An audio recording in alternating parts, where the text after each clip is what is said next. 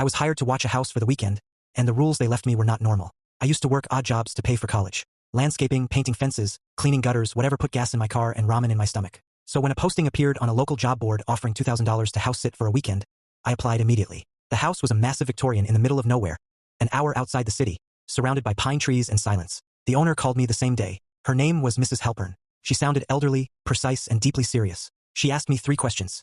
Do you drink? Do you have friends who might visit? Do you know how to follow instructions? I answered no, no, and yes. She told me the job was mine. Then she said something that made my stomach tighten. There are rules you must follow.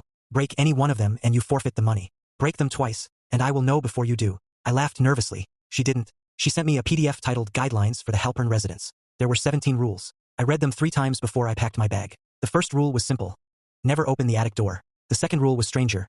Every 3 hours you must wind the grandfather clock in the main hall counterclockwise. Not clockwise, counterclockwise. Rule 3 said I couldn't use any electronic devices between midnight and 4 in the morning. Rule 4 said if I heard a baby crying, I had to ignore it. There was no baby in the house. Rule 5 said if I saw a woman in the mirror who was not my reflection, I had to close my eyes and count to 30 before opening them again. I thought it was an elaborate prank. I thought maybe I'd end up on some hidden camera show. I was wrong about everything. I arrived Friday afternoon. Mrs. Halpern met me at the door. She was thinner than her voice suggested, dressed in black, with silver hair pulled into a severe bun. She handed me a printed copy of the rules, even though I had the PDF on my phone, and said, "The clock is the most important part. If it stops, we all regret it."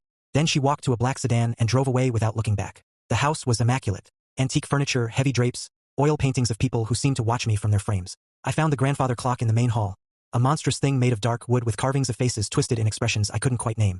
I wound it counterclockwise as instructed, and the chime that followed was not bells. It was a single, sustained note, like a human voice frozen mid-scream. I told myself it was old machinery. That's all. At midnight, I turned off my phone, my laptop, and the television. The silence that followed was not empty. It was thick, almost physical, like the house was holding its breath. That was when I heard the baby. It was coming from upstairs, from behind the attic door. Rule 4 said ignore it, so I did. I sat in the living room with my hands over my ears until the crying stopped. It lasted exactly 1 hour. I did not sleep that night. At 3 in the morning, I went to wind the clock again. The carvings on its surface seemed different. One of the faces looked like it was smiling now. It hadn't been smiling before.